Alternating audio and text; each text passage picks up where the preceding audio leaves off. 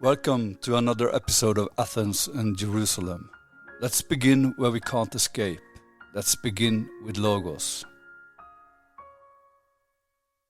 Now, I would say that this openness, this being in the world, this referring to the world, to objects in the world, what I would like to call self-transcendence, this is disappearing as soon as you project a human being into a lower dimension than its own dimension.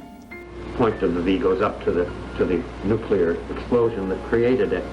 Tell me this, Dr. Oppenheimer. Do you ever become frightened at what you're finding out here in this area that can't be measured in either time or space? You see, that's a real point. Do not be afraid. Open your hearts, open up your hearts. Open up your hearts to Athens and Jerusalem. The infants of our culture, united, independent, polarized, and even bloody. Athens, the cradle of wisdom and rationality. Jerusalem, the cradle of faith and spirituality. In this podcast, we look at reunion. Could reason be more than modern secular skepticism? And could spirituality be more than belief?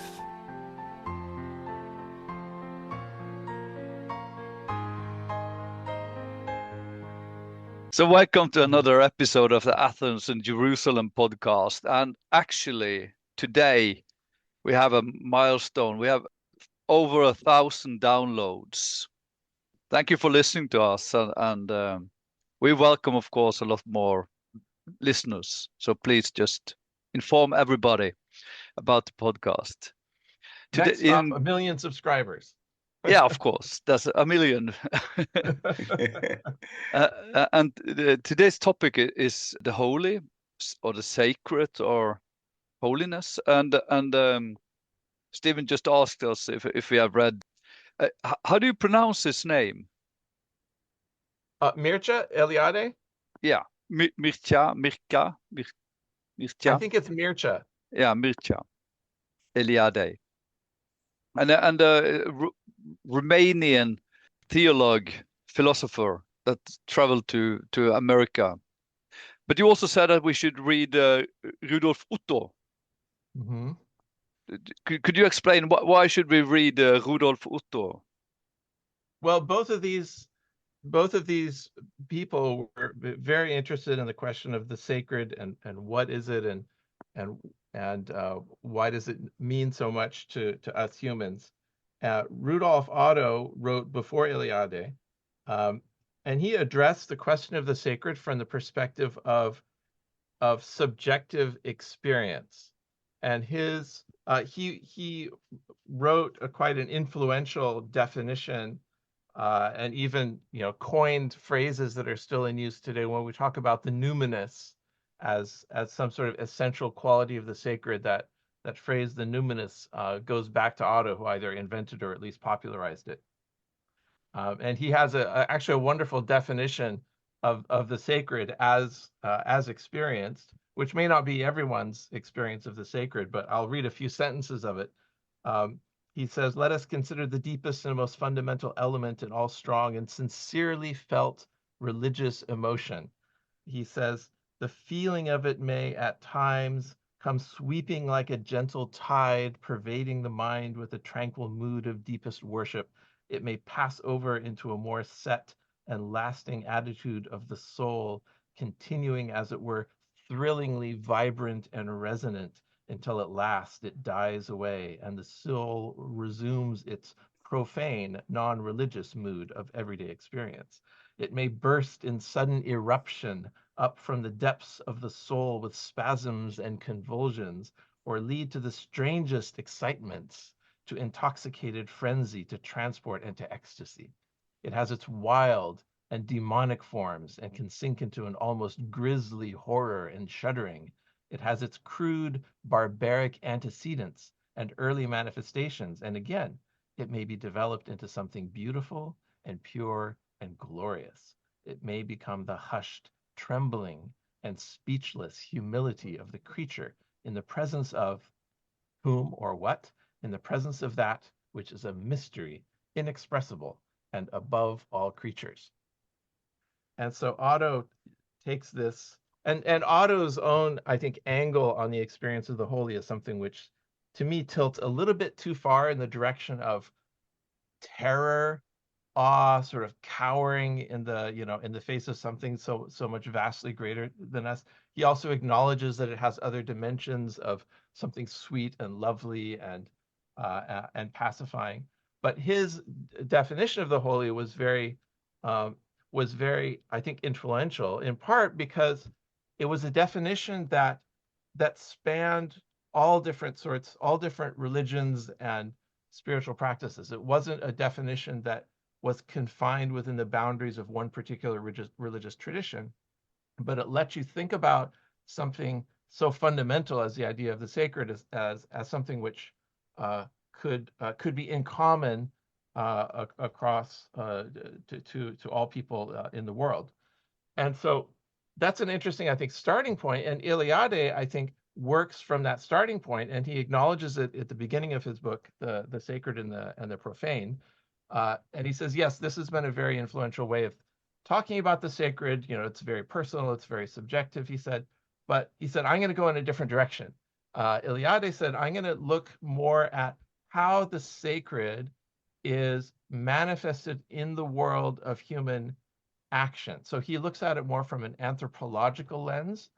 And he says the sacred is manifested in how we demarcate space and time from everyday secular experience. And even Otto refers to this returning to everyday profane experience. So for Eliade, the sacred is, at least in this book, is defined principally by how we demarcate it away from the profane or the everyday. And the book is filled with lots of lovely examples from all over the world about how people particularly in the pre-modern world have carved away certain times for sacred festivals and so forth, have carved away certain places as being infused with the numinous in some special way, and that's how that's at least that's the angle with which he describes the experience, or not the experience of the sacred, because that was more Otto's domain, but how the sacred is experienced sort of by us collectively. And then he further points out that we now live, us moderns, who are living under the under the paradigm of scientific materialism for the most part, and by moderns he's of course referring to people in the West. He says those of us who live in the West are living in a world in which the sacred has been drained out.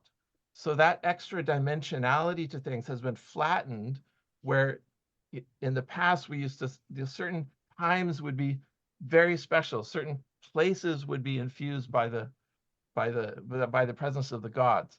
But in our modern secular context, every direction we look is fundamentally no different from any other direction. Every point in time is fundamentally no different from any other point in time. And so there's a kind of homogeneity of space and time, which makes us moderns it sets us adrift in the cosmos. It gives us no particular direction to move, because every direction is pretty much the same as every other direction. Could we say that we don't actually have a room or a space to really try to have those kind of experiences, as Rudolf would say? That we don't have time or space just because of the busyness of our lives? Yeah. I mean, the paradigm that we live under now, the premises that we operate from and how the world works doesn't seem to make space, doesn't seem to allow for the objective existence of the sacred. The stones that people worshipped as idols, in the distant past, we now know those are just stones. We understand the atomic structure of it. We understand that there's no special aura that can be detected by scientific instruments. In that sense, the space of the sacred has been eliminated and replaced by a kind of flatness. Everything can be described ultimately in terms of the movements, the jostling of atoms in infinite space, or even, if you like, the overlapping interactions of quantum waves in infinite space. It amounts to the same thing, whether we think classically or in terms of quantum mechanics. There's no intrinsic directionality or intrinsic nothing to break the homogeneity. May I ask you something, Stephen, as a physicist? Because to me it has been very interesting that the vast majority of sort of present time, how would say, mystical thinkers, or those people who have sort of tried to, in some way, address the mystical or the metaphysical or something of that kind, have actually been physical scientists. This flattening of life into a sort of a total gray zone where nothing is different from anything else, and everything is just like the same, is actually the doing the whole postmodern project upon which it's based is the doing of social scientists. And I would say that I think, at least in my personal encounters with many of them, I have come to notice that they don't even understand modern science. They still their sort of physical scientific thinking dates back to sort of early 20th century, or at least pre-Einsteinian sort of view of what is matter and what is material. And I think it's that for that reason that they sort of miss on a lot of that sort of mysterious that a true understanding of science opens up to us. And I think that especially Einstein often sort of brought up. I mean, I don't know if this is true or not, but it's very interesting that those who should be actually the ones to say, no, I mean, matter is this and there's nothing really beyond it, they seem to see and as you have pointed out, I mean, they see in the world of creation, in the material world, signs of something higher and something mysterious and something beautiful and majestic. Whereas those who are social scientists, they are the ones who have made this world a very sort of a dull and gray place. Yeah, it's a great observation. I mean, the truly great scientists I'm thinking of the architects of quantum mechanics, of general and special relativity, Einstein, Schrodinger, Heisenberg, the others. They all had, I think, a certain appreciation for, let us call it, the mystical dimension. They had they definitely, I think, had an understanding and almost awe in the face of the operations of the universe at the most elementary level. That certainly goes beyond the how you see science depicted, I think, by other modern scholars who don't have a scientific background, who, as you, I think, correctly point out, still think of science through this very classical Newtonian mechanistic lens, whereas the modern conception of science, I think, also rejects mechanism. It rejects Newtonian mechanism, but it rejects it not in the direction of the supernatural, but more in the direction of there being and I don't want to, I think, read too much into this because I understand it's been used and abused so much.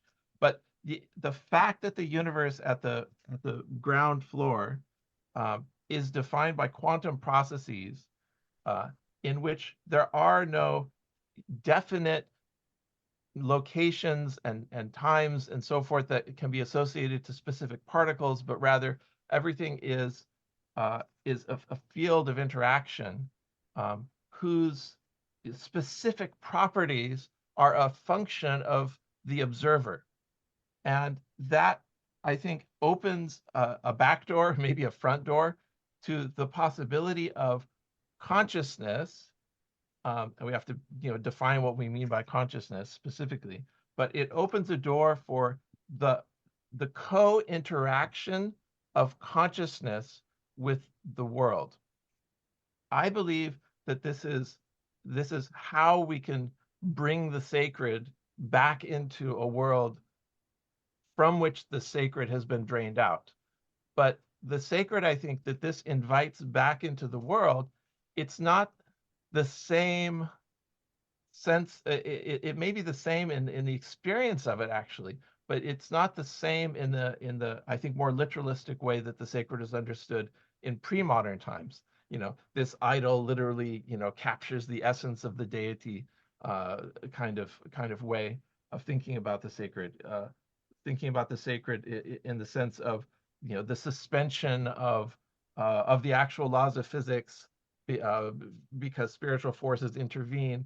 I think that way of thinking is harder to maintain in a modern world, which is so well described by the laws of physics.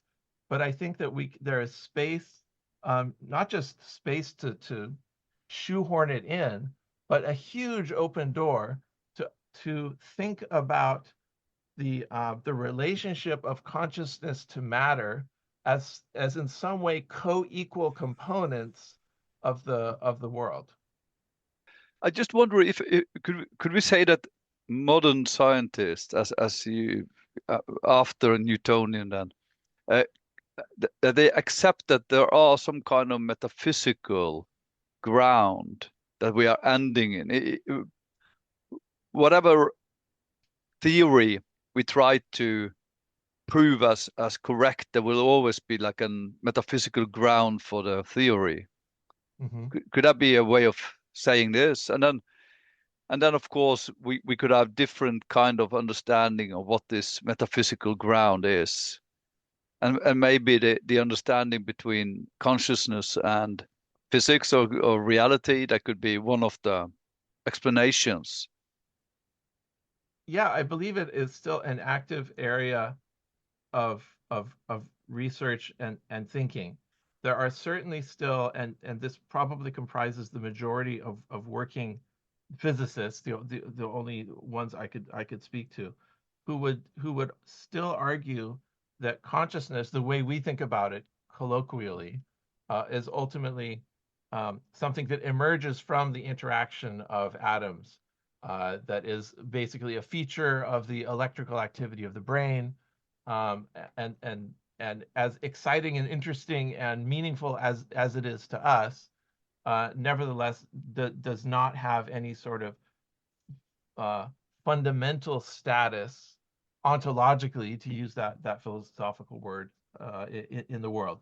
I do believe that would still represent the majority of working scientists, but there is a minority who I think suspect that that the case may be different, that the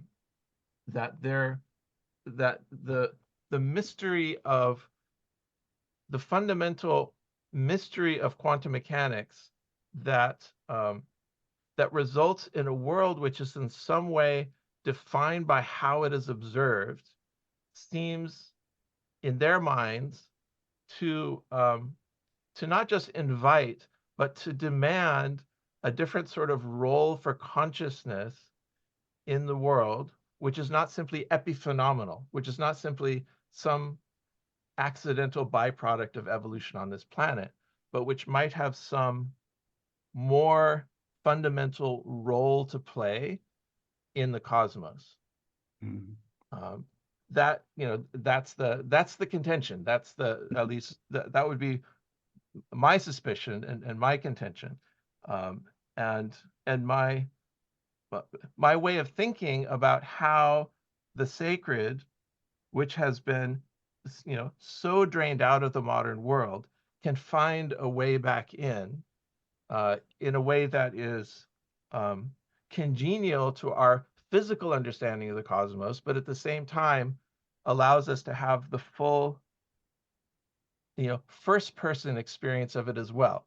It's a way of having your metaphysical cake and eating it too. Does that mean that you are able to act and to live your life according to this notion? Yes, I mean of course, if otherwise it would have no meaning, because the sacred then, under this new definition, which I haven't, I think, done a good job of defining yet, ultimately has everything to do with how we act and move in the world, as opposed to assigning a special property to particular places in space and time. I think that old way of thinking about the sacred, it's hard to maintain in the light of what we now understand about the world physically, because there's really nothing special about this, particular sacred object that can be in any way quantified or understood scientifically. But the sacredness of these objects, nevertheless, we get it back when we understand the sacred as how it influences our actions and movements in the world in relation to that thing.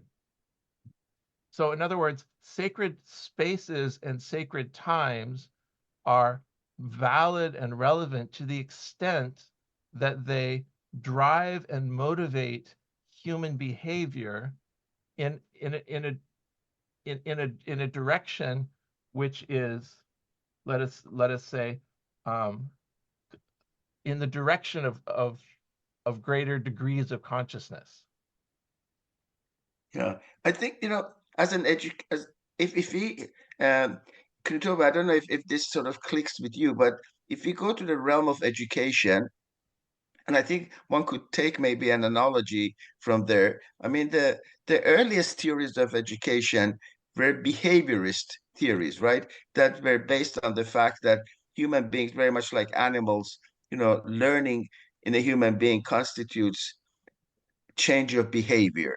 And so through positive and negative reinforcement, you can get people to behave one way or the other.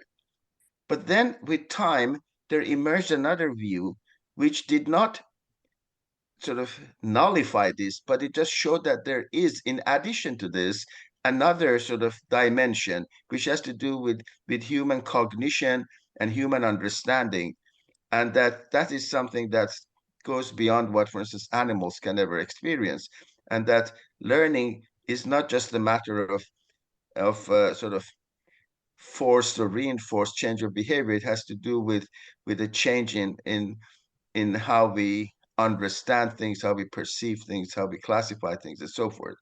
And now I wonder whether one could say that actually holiness or sacredness is not just a sort of a occasional thing that has to do with certain times and certain places. It's just another dimension of looking at reality, that reality looked upon from one dimension is always and everywhere profane, but looked at from another dimension is always and everywhere and everything sacred. I mean, so you can stand at a starry night and look out at the sky, and you can experience the sacred, or you look into the eyes of an innocent child and you can see the sacred. I mean, it doesn't matter, because existence is actually, on one level, everything is sacred, and looked at from another perspective, everything is profane. I don't know if that makes sense. I think that makes sense, and I think your way of explaining it reminds me of Rudolf Otto and his way of trying to express this experience that we have, and I would say that his way of doing it is a phenomenological way. He's trying to understand what holiness is as a phenomena, and then try to explain this experience that human could have in a universal way.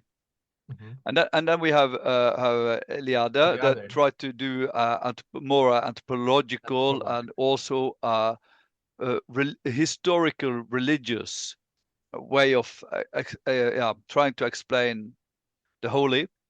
But then he also mentioned Emil Durkheim as a sociological way of explaining holiness.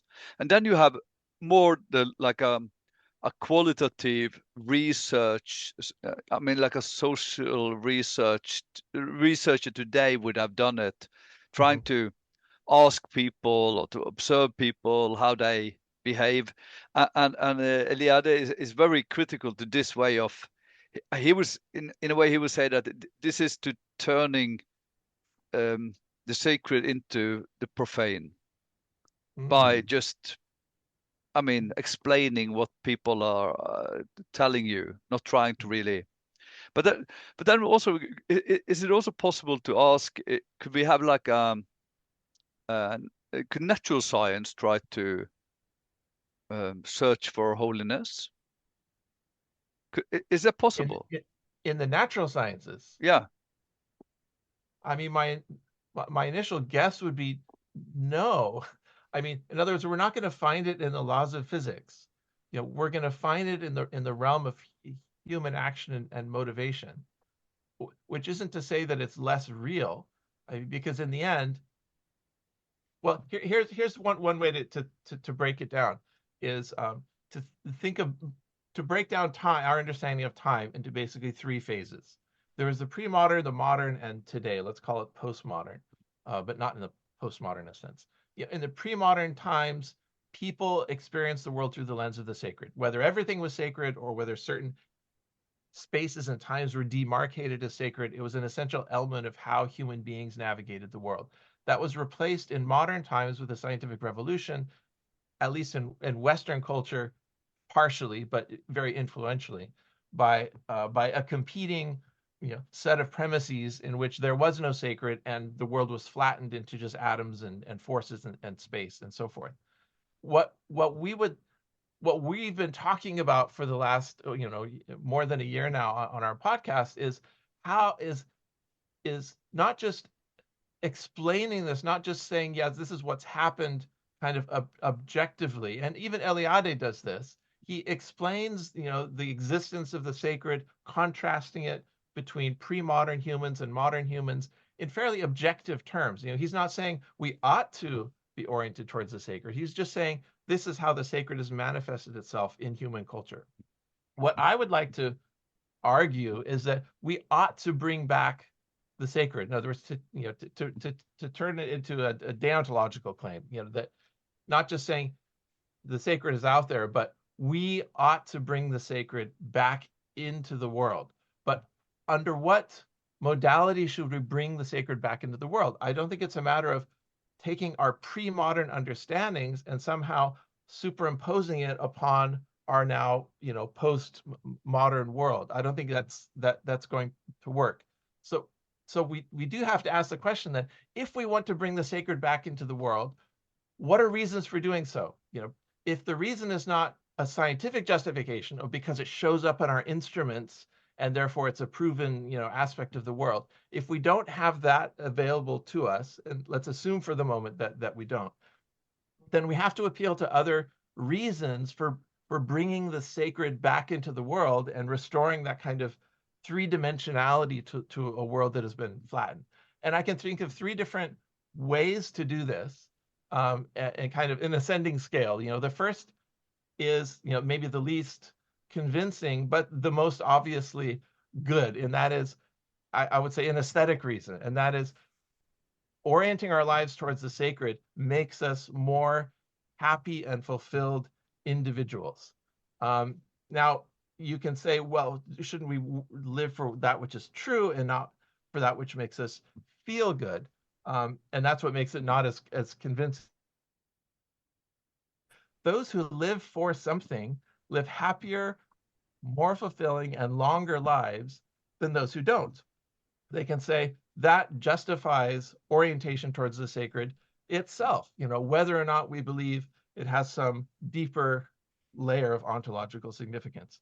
That would be, I think, a first level at which we would argue, well, we ought to bring the sacred back because it makes us happier as human beings, and that happiness translates into tangible outcomes in the lives of people. The second reason would be more existential, and that's moving from the individual to the collective. And that would be, we need to bring the sacred back into the world because it's a matter of life and death for the human species.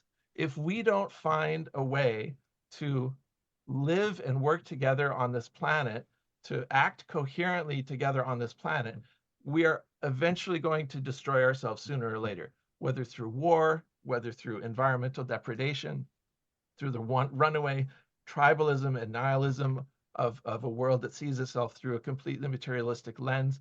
The world needs a common story that we can all be a part of.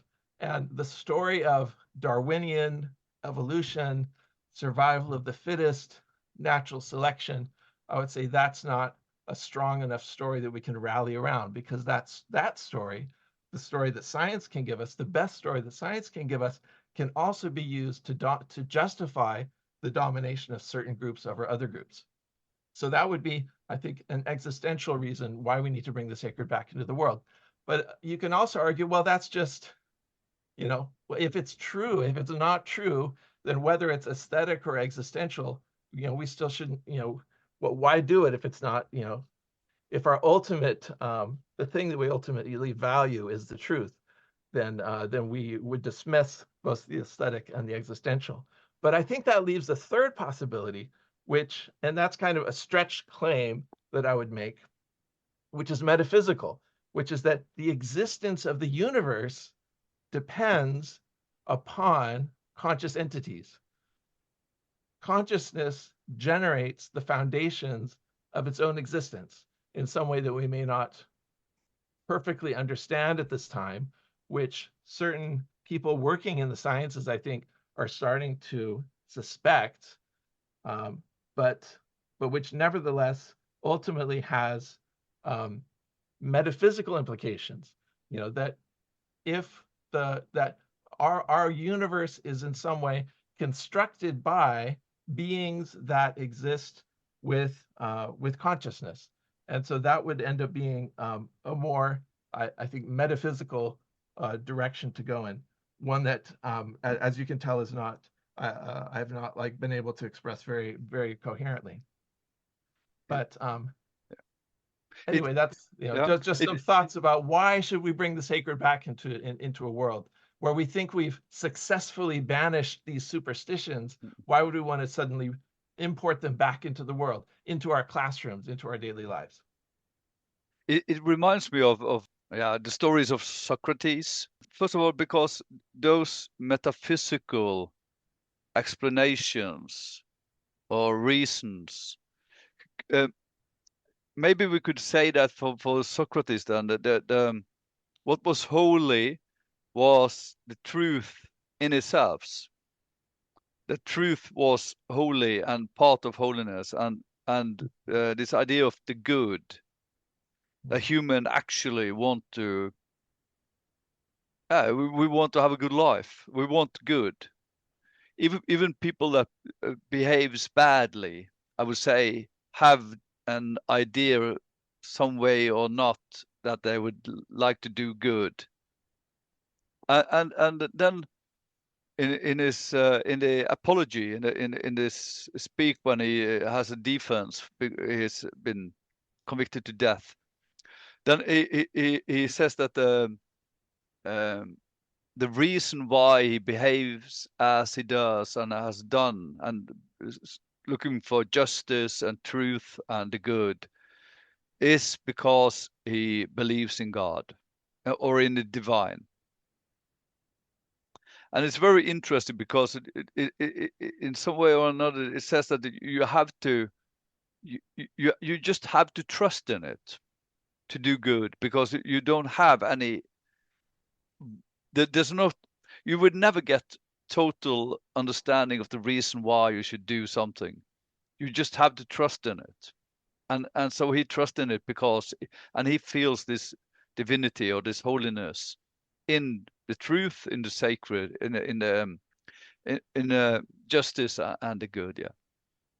So that would, I think, be an example of taking the sacred and almost redefining the sacred to that which is coterminous with what is true, what is good, what is beautiful.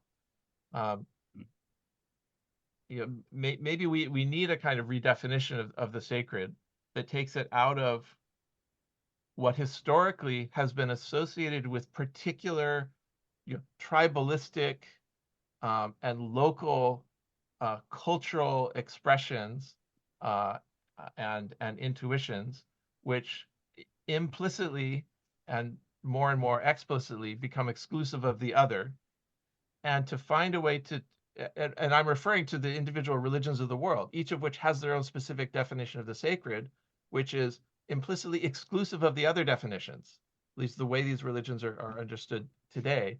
They can't all be true. If one is true, that means the others have to be false.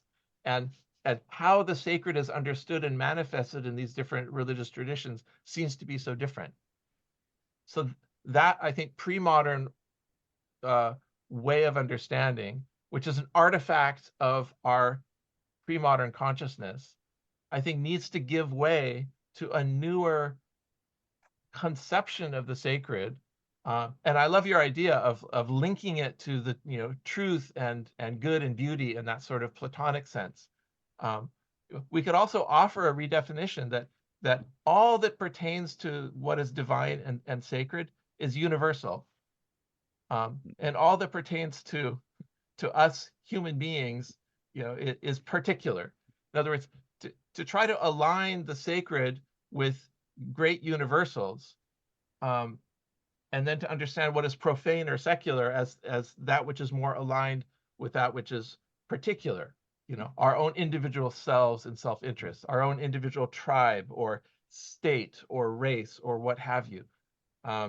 Those are ultimately particular interests, and the direction of the sacred, at least in this day and age, ought to be aligned with, if not coterminous with, our conception of universal, the interconnectedness that underlies all things, and our understanding of that and our acting in, consistently with that, ultimately also becomes understanding and acting consistently with the sacred. That then takes our notion of the sacred and puts it in the realm of truly global collective action, would be that which is sacred today. That which truly regards the good of the entire planet and not of just this nation state over that nation state. Ultimately, the sacred is in the direction of what is good for the planet. And ultimately, of course, that gives way to a larger conception. I mean, all of these conceptions are exigencies of time and place. At some point, thousands of years in the future, our notion of the sacred becomes interplanetary. I mean, who knows? I mean, we have to always understand that these conversations take place within a certain context of space and time. But we can identify, I think, I believe at least, that we can identify usefully a kind of directionality. And to go back to Eliade's original point, that modern man sees the universe under the lens of homogeneity. There's nothing that fundamentally discriminates this from that. And he points out in all the different ways that pre-modern man discriminated sacred spaces from profane spaces in a very literalistic way. This inside of this church is the sacred space, for example. But that needs to evolve, I think, into a more universal conception of the sacred, in which it's not identified with particular, not necessarily at least identified with particular spaces and times, although that can still be useful for us as individuals, but rather but unfortunately, in doing so, it ends up playing into the hands of tribalistic sorts of identities, because the sacred is now located in this church, but not in that church. But if our conception of the sacred gives way to something which is more aligned with the Platonic, true, good, and beautiful, or aligned with the idea of that which is universal versus that which is particular, then we have a notion of the sacred which could be adopted by all of humanity, which becomes our common human story, which is something that we can bring into our classrooms. There's such a problem now. How do you teach the sacred in classrooms. If we decide this is something that we need to do, well, it's not by associating it with this or that particular religious system. That's where you get into trouble. They're all at loggerheads with each other. But there's something underlying all of these systems, and Otto touches on it with his notion of the numinous, although I would disagree a bit with how he focuses his definition of the numinous. I think there's a more sort of cosmic, loving, gentle notion of the sacred, which is something that very much can be part of our curricula. I think it orienting towards the numinous, as could you found just, in Stephen, art and music and so forth. Stephen, could you just explain a little bit more what you mean by numinous? I guess it's a German concept, the ganz anderen. Yes. What I would explain like what is totally different. That which is totally other. Yeah. And that's how Eliade also starts. I mean, it's a bit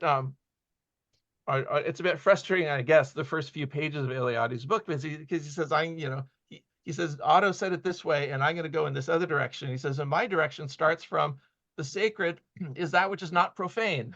It's like saying, I'm going to define heat as that which is not cold. So, okay, well, if I don't understand what cold is, I'm not going to understand what heat is, and vice versa. And so I think one has to start with a kind of intuition. It's very difficult to put a very crisp, tight definition around it, absent the actual experience of the thing.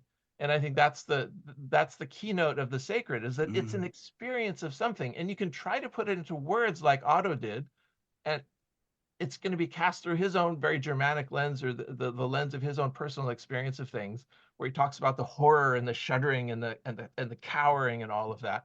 Others have an experience of the sacred which is fully gentle and universal, and it's all about universal love, not about the cowering in the presence of the divine. But either way, because both of these, I think, are legitimate expressions, valid expressions of the sense of the sacred, either way, we're talking about the experience of something which is distinctively other than our everyday experience. Yeah, and because when you talked about particularity and universality, I think that what is familiar to us is the particular. That's something that we can understand, we can know, we can feel all these kind of particularities, different religious rituals whatsoever. But it's so much difficult to understand universality, and I think universality is in some way or another it's harder numerous. To reach, sure. Yeah, the particular is way more accessible to us. Yeah, which is why this isn't an easy problem to solve. I mean, if we're thinking about this in kind of problem-solving mode, it's not an easy problem to solve when our most direct sort of access to the sacred is through very particular manifestations of it. This particular sacred rite, that particular sacred verse from this particular religious tradition, with this particular theological construct surrounding it. How do we abstract beyond the particularities to the universal, which we would assert lies beneath them all? I was just thinking of your metaphor about heat and cold, and I thought of maybe it's a better metaphor to talk about light and darkness, and how the holy is, in my understanding of it, is actually the light. The truth exists, the good exists, but the opposite doesn't really exist. It's just, I mean, light does exist, but could we explain light by checking out darkness? A research of darkness. I mean, but by the same token, by the same token, if you're blind, if you try to explain this to a blind man, they have no idea what you're talking about. So the prerequisite of having the conversation is having eyes that can see, so that they can also intuit what you mean when you talk about the sacred being like light. And I would like to pursue both of these lines that both of you have now, because I'm just thinking of there's a very simple, I would say, symbolic gesture. I think in every connection where you enter a holy space, and that is that you take off your shoes. I think that one could say reality essentially is, as you said, Knut Ove, it's light. Reality actually is, our ontological status is actually holiness. But we have managed to cover that light with different, I mean, we have seen the light and said, yeah, but maybe it looks nicer if we put I don't know, a green plastic over it, so it won't be just light, it will be green light. That will be even nicer. And then so we have put these sort of layers of filters, if you wish, over this light, and then that holiness has become something profane. But if you remove those filters of profanity, Our we metaphysical go, sandals. pardon me. Our metaphysical sandals gently Yes, cast off. yeah, exactly, Yeah. exactly. And then I think so it's sort of like going back to what is really essential, and rather than trying to sort of build something imaginary. So Yeah, I that's such a profound example from the Old Testament that gives you a great intuition about the nature of the sacred. Is something that you have to strip away yes, so that yes, you contact it, skin to skin, so to speak. yeah, And it entails stripping away the sort of garment of your presuppositions and your biases. Another great, I think, metaphor for the sacred, which is also comes from the Old Testament, comes from the story of Joseph and his brothers. mm, Who's mm, cast into the well, who's rescued, uh, extracted from the well and taken in as a slave in Egypt, and has all these experiences, and at some point wants to make contact again with his father, who's still mm, alive in Israel, in the Holy Land. And so, but he can't go himself for some reason, and so he gives his shirt to his brothers to take back to his father. And his father, receives the shirt of Joseph, and he can tell from the fragrance of the shirt that his son is still alive. And this point is also made and amplified in the Quran. And it seems like a minor, plot detail for the story, but I think it has great resonances. The idea of mm, the sacred as a kind of fragrance that's mm, maybe associated with a particular person or a particular idea, which wafts, to the uttermost corners of the mm, West. If it's in the farthest reaches of the East, it's something that you can still detect, but it requires, as with the metaphor of light and darkness, it requires a sort of sensibility to detect it. It requires the spiritual sense to breathe that fragrance of the sacred. Um, and ultimately, it has no borders. It's mm. something which is there, wafting throughout the world. Um, something and something that we all have access to, but something for which the sensibility has to be refined enough to detect it. I just think it's a beautiful ending. In the Norwegian word, we got a Norwegian word for this, like å kjenne, or to sense, but not to understand, but to sense. And we would say that you could understand other people, but you don't really know them, sense them Mm.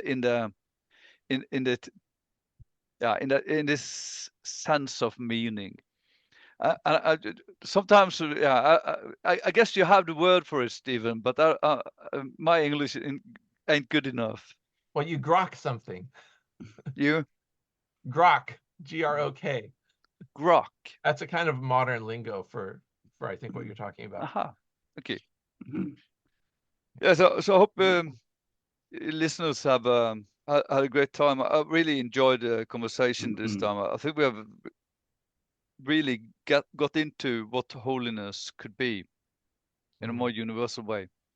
When I was thinking of this conversation today, I had this idea also that we are lowering down the understanding of holiness to like a more material or more profound way of thinking about holiness, and then we have ended up more in a materialistic way. And I wonder also if we should discuss politics and what kind of sacred understanding of the values of humanity is been presented in modern politics these days.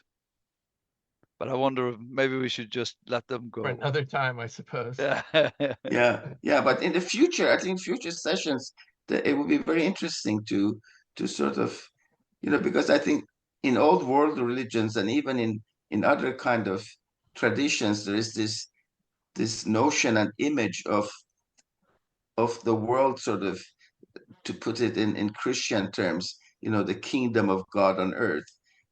And what would a world look like? Is it possible?